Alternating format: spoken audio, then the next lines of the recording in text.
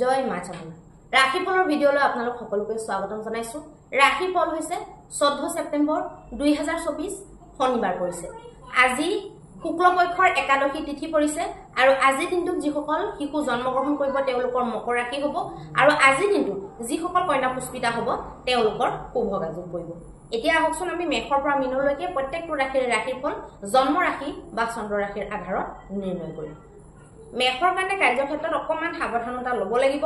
যিকোনো কাম কৰোঁতে অকণমান কাৰ্যক্ষেত্ৰৰ মানে ব্যৱসায় হওক বা চাকৰি হওক যি ক্ষেত্ৰতে নহওক আপোনালোকে ভাবিব লাগিব। কাগজ পাতি কাম কৰোঁতেও আপোনালোকে ভাবিব লাগিব, ক'ৰবাত চাইন কৰোঁতে ভাবিব লাগিব।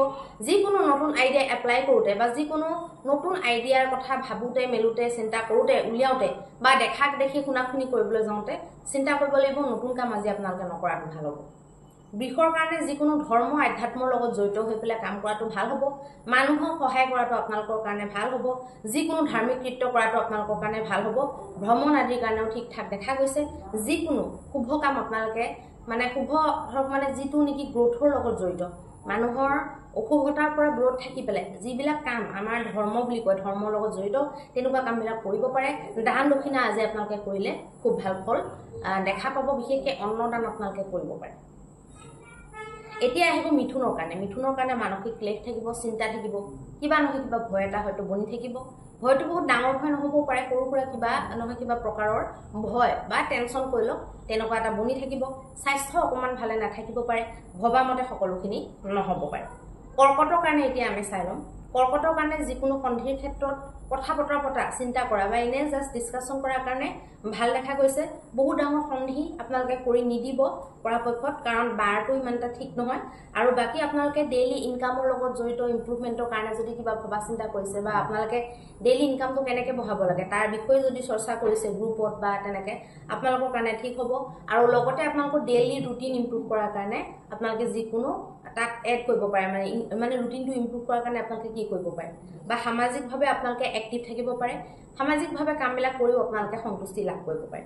এতিয়া আহিব সিংহৰ কাৰণে যিকোনো বিশেষ ডাঙৰ কাম কৰা নতুন কাম কৰা ভাল নহয়। সামাজিক মন্তব্য দিয়াটো ভাল নহয়।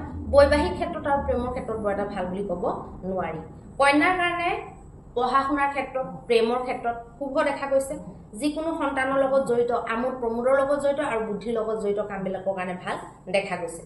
তুলাৰ কাৰণে বৰ এটা ভাল বুলি ক'ব নোৱাৰি। মানসিক চিন্তা অকণমান থাকিব, বাদ বিবাদ হ'ব পাৰে। মুখত বাণীত আপোনালোকে কণ্ট্ৰল কৰিব লাগিব। যিটো কথা নকলেও চলি যায় সেইটো আপোনালোকে নোকোৱাকৈ পাৰ হ'ব লাগিব। আৰু লগতে আপোনালোকে কোনো ধৰণৰ নতুন আইডিয়া এপ্লাই কৰা বা নতুন আইডিয়াৰ বিষয়ে ভাবি পেলাই সেইটোক আপোনালোকে আগবঢ়াই লৈ যোৱাৰ কথা আজিৰ দিনটোত চিন্তা নকৰিব। এতিয়া আহিব বৃশ্চিকৰ কাৰণে যিকোনো দৌৰা দৌৰি যিকোনো পৰাক্ৰমৰ ক্ষেত্ৰত বৃশ্চিকৰ কাৰণে ভাল দেখা গৈছে। যিকোনো ছুটি যাত্ৰা আপোনালোকৰ কাৰণে লাভদায়ী হ'ব পাৰে। যিকোনো ছুটি যাত্ৰাৰ পৰা আপোনালোকৰ পইচাৰ লাভো হ'ব পাৰে, বেলেগ লাভো হ'ব পাৰে। পৰাক্ৰম বহুত খটুৱাটো দৰকাৰী হ'ব। আলস্য যদি আনে আপোনালোকৰ আজিৰ দিনটো ভাল নাযাব। উঠাৰ পৰা ৰাতি শোৱালৈকে পুৰা সম্পূৰ্ণ এক্টিভ থাকিব লাগিব। আৰু অকল শাৰীৰিকভাৱে এক্টিভ নহয়, মানসিকভাৱেও আপোনালোকে এক্টিভ থাকিব লাগিব। আৰু যিবিলাকে শাৰীৰিকেই কাম কৰে, শাৰীৰিক এক্টিভনেছটো বেছি থকা কামবিলাক কৰে তেওঁলোকৰ কাৰণেও খুব ভাল দেখা গৈছে। এতিয়া আহিব ধনুৰ কাৰণে বাদ বিবাদ আপোনালোকে নকৰিব। বাণীত আপোনালোকে কণ্ট্ৰল কৰিব লাগিব। আৰু বিবাহৰ ক্ষেত্ৰত যিকোনো যদি কথা বতৰা পাতিব লাগিছে হাজবেণ্ড ৱাইফৰ মাজত তেতিয়াহ'লে আপোনালোকে আজিৰ দিনটোত অকণমান সাৱধান হ'ব। মানসিক ক্লেশ বৃদ্ধি হৈ যাব পাৰে কথা বতৰাৰ পৰা, গতিকে সাৱধান হ'ব লাগিব। মকৰৰ কাৰণে যিকোনো পেণ্ডিং কাম এটা ধৰক কৰি আছিলে আপোনালোকৰ আগতে কৰা কাম, কিন্তু আপোনালোকে আকৌ ৰানিঙত নিম বুলি ভাবিছে তেনেকুৱা কামবিলাক কৰিব পাৰে। সৰু সুৰা আপোনালোকে ডিছকাশ্যন আইডিয়া এপ্লাই কৰা, অকণমান প্ৰেক্টিচ কৰি চোৱা তেনেকুৱা কামবিলাক কৰিব পাৰে। মানুহৰ লগত কথা বতৰা নতুনকৈ নহয় পুৰণাকৈ চলি থকা কামবিলাকৰ ক্ষেত্ৰত আপোনালোকে ডিছকাশ্যন ৰাখিব পাৰে বা কেনেকৈ ইম্প্ৰুভ কৰা যায় সেইটোৰ ওপৰত আপোনালোকে কথা পাতিব পাৰিব। এতিয়া আহিব কুম্ভৰ কাৰণে মানসিকভাৱে অকণমান অস্থিৰতা এটা থাকিব। পাৰিবাৰিক দিশতো বৰ এটা ঠিক নাথাকিব। প্ৰেম সম্পৰ্ক হ'লে প্ৰেম সম্পৰ্কটো বৰ এটা ঠিক নাথাকিব। ৰিলেশ্যনশ্বিপবিলাক ঠিক নাথাকিলে এনেও কামত খেলি মেলি হয়। গতিকে কামৰ ক্ষেত্ৰত বা বাজেটৰ ক্ষেত্ৰত আপোনালোকৰ প্ৰব্লেম দেখাইছে। পইচা পাতিৰ চিন্তাই আপোনালোকক ঘেৰি থাকিব পাৰে। পইচাৰ চিন্তাটোৱে আপোনালোকৰ হয়তো জীৱনৰ মেইন চিন্তা আজিৰ দিনটোৰ কাৰণে হ'ব পাৰে। আৰু য'তে ত'তে যেনেকৈ তেনেকৈ আপোনালোকে বাজেট চাই পেলাই ভালকৈ খৰচ কৰা উচিত। হ'ল বুলি ওলাই গ'ল বুলি আপোনালোকে য'তে ত'তে খৰচ কৰিলে কিন্তু দিনটোতেও আৰু কেইদিনমানৰ কাৰণেও চিন্তা গোটাই ল'ব পাৰে।